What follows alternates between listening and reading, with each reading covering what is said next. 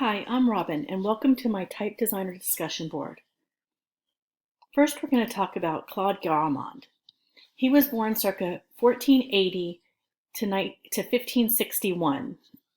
He's a French type designer. For the education, I couldn't find any. His career in 1510, he apprenticed with Anton Augereau. 1520, he worked with type founder Geoffrey Troy. 1540, King Francis commissions him to cut Greek type. Garamond's Greek de Roy is used by Robert Estienne for exclusive printing of Greek books. In 1545, he worked as a publisher. Typefaces Garamond cut between 1530 and 1545 are the highlights of the 16th century type. Roman fonts surpassed those that were already in existence and influenced punch cutters for the next 150 years. His Greek typefaces were used until the early 19th century. 60 years after Garamond created his typeface, Jean Janin created a typeface similar to style to Garamond's.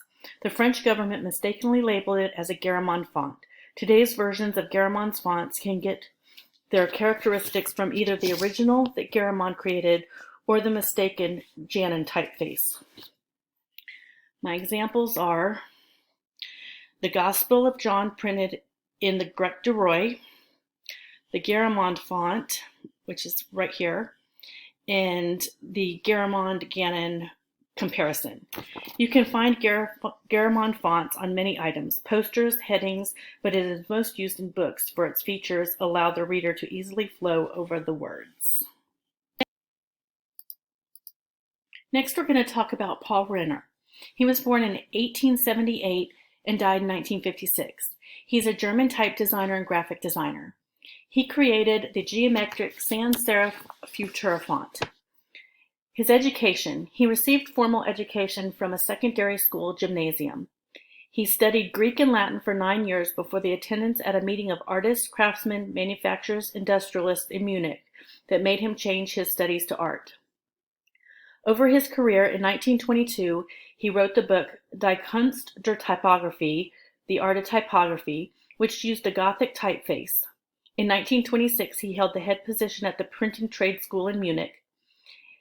He established and was director of the Master School for German Printers, where he met and hired artist Jan Schichold to teach typography. This is where they became friends. He developed the Futura typeface, original drawings in 1924, but it was not published until 1927.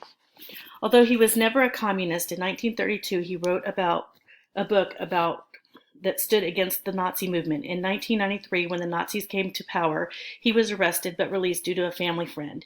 He was denounced and fired from his teaching job. He went into exile. In 1939, he published Typography als Kunst, Typography as Art.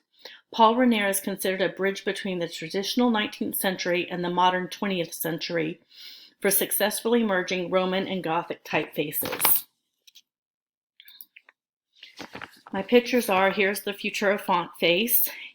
Here's a picture of Paul Renner with the typeface, made out of the typeface. And then here is the book cover for The Art of Typography. Lastly, we're going to talk about Matthew Carter. He was born in October in 1937 in London. He's a British type designer. His education, at 20 years old, just out of school, he started an internship at Nadi in the Netherlands. He got into Oxford, but decided that the year he spent interning was the direction he wanted to move forward with. His father, typographer Harry Carter, introduced him to influential people to start him on his way. Good old-fashioned networking. In his career in the early 1960s, he freelanced for 6 years in London as a type and letter designer. He worked as a typesetting advisor for Crossfield Electronics. In 1965, he moved to New York and took a position at Mergenthaler Lineotype. In the 1980s, he was a typographical advisor to the Queen's Stationery Office. In 1981, he co-founded Bitstream Inc., a font retail in Cambridge, Massachusetts. In the 1990s, he co-founded Carter Core Type with Sherry Cohn Carter Cone type with Sherry Cone. In the 90s, he worked with Microsoft to create screen fonts for legibility, a sans serif Verdana and Tahoma, and a serif design Georgia.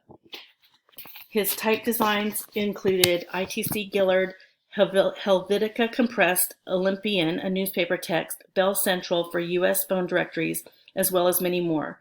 For Carter and Cone, he created type for the Time, Newsweek, Wired, Sports Illustrated, The Washington Post, to name only a few.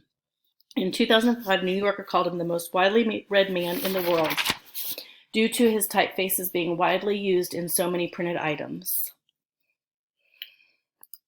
My photos are of Bell Centennial, his Georgia and Verdana types, and his Helvetica Compressed.